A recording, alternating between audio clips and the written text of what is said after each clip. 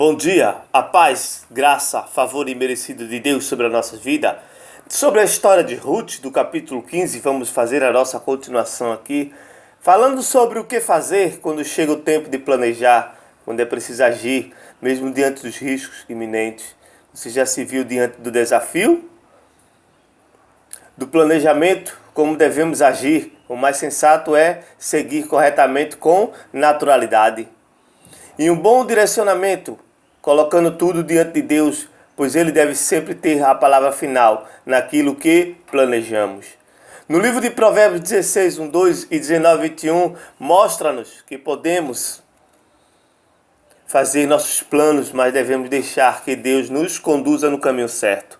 E em seu propósito, Ele tem sempre o melhor para nós.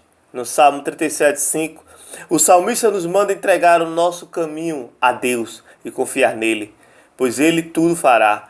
Paulo em Romanos 8, 28 diz que todas as coisas cooperam para o bem daqueles que amam a Deus, pois eles são os desígnios para a glória, segundo o seu eterno propósito. No meio da noite, o homem acordou de repente, ele se virou e assustou-se ao ver uma mulher deitada aos seus pés. Quem é você? Perguntou ele. Sou sua serva Ruth, disse ela. Estenda a sua capa sobre a sua serva, pois o Senhor é resgatador. Boaz lhe respondeu, o Senhor abençoe, minha filha. Este seu gesto de bondade é ainda maior do que o primeiro, pois você poderia ter ido atrás dos mais jovens, ricos ou pobres. Agora, minha filha, não tenha medo, farei por você tudo o que me pedir. Todos os meus concidadãos sabem que você é mulher virtuosa. É verdade que eu sou resgatador, mas há um outro que é parente, mais próximo do que eu. Passe a noite aqui, de manhã veremos se ele quiser resgatá-la. Muito bem, que resgate. Se não quiser, juro pelo nome do Senhor que eu resgatarei. Deita-se daqui de manhã. Ruth 3, 8, 13.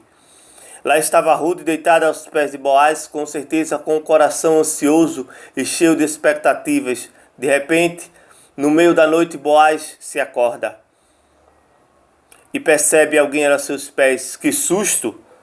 Na penumbra de um raio de luz que entrava pela brecha da porta do galpão, onde estavam, pois provavelmente ainda era madrugada. Ele pergunta quem era ela. Talvez meio sem graça, com palpitação no coração e trêmula, ela responde que era sua serva Ruth. Que situação! E agora? Talvez ela pensou e como que, no impulso de coragem, pede para que ele lance a sua capa sobre ela. Que cena emocionante, não foi?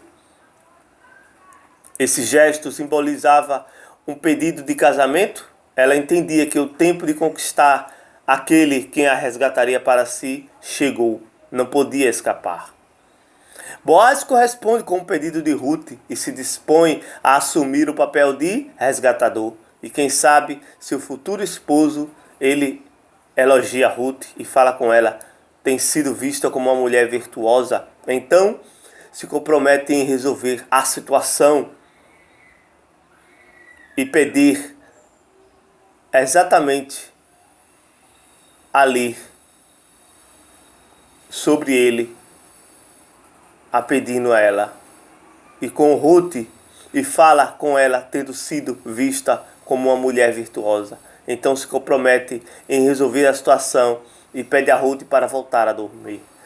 Boaz é um exemplo fiel do amor leal e do cuidado de Deus. Ruth volta a dormir e provavelmente com a consciência tranquila que fez a coisa certa, pois aquele era o tempo de conquistar seu direito.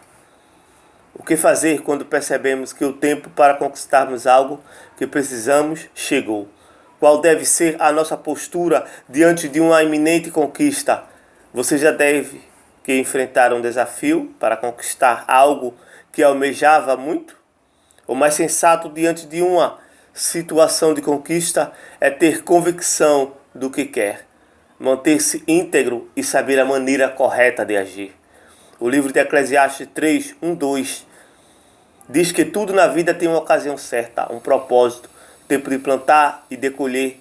Na carta aos Filipenses 4, 13 e 14, diz que devemos esquecer o que ficou no passado e avançar para conquistar o alvo.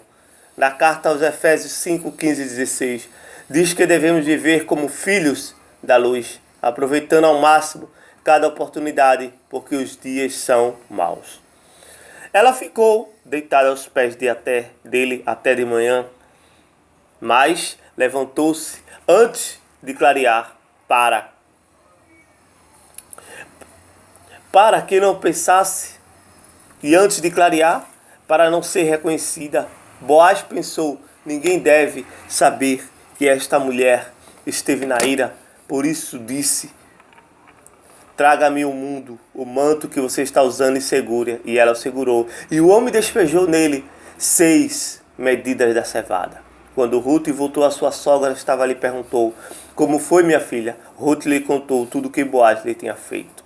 E acrescentou: ele me deu estas 6 medidas de cevada, dizendo: não volte para sua sogra de mãos vazias. Disse então Noemi: agora espere, minha filha, até saber o que acontecerá. Sem dúvida, aquele homem não descansará enquanto não resolver esta questão de hoje mesmo. Como diz em Ruth 3, 14 e 18. Tempo de esperar não é fácil. Esperar, principalmente quando já houve uma grande conquista. O nosso impulso sempre será o de querer agir. Mas o que Noemi e Ruth tinham que fazer, fizeram agora, e era a hora de esperar e confiar. Foi isso que Boaz lhe disse aquela noite. Agora espere, minha filha, até saber o que acontecerá. A colheita acabou, havia um pouco de provisão para alguns dias, mas agora era preciso resolver uma situação importantíssima. O resgate de Ruth e Noemi estava bastante confiante que Boaz resolveria logo essa situação do resgate.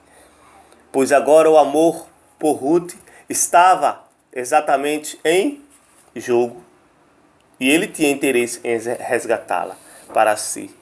A esperança de Ruth arremete à confiança. Ela sabe que tudo agora era uma questão de tempo. Esperar implica depositar esperança, pois quando esperamos sem esperança, somos facilmente consumidos pela ansiedade.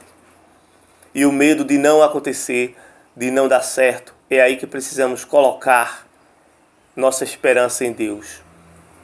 Assim, estaremos seguros, sendo remetidos à confiança através da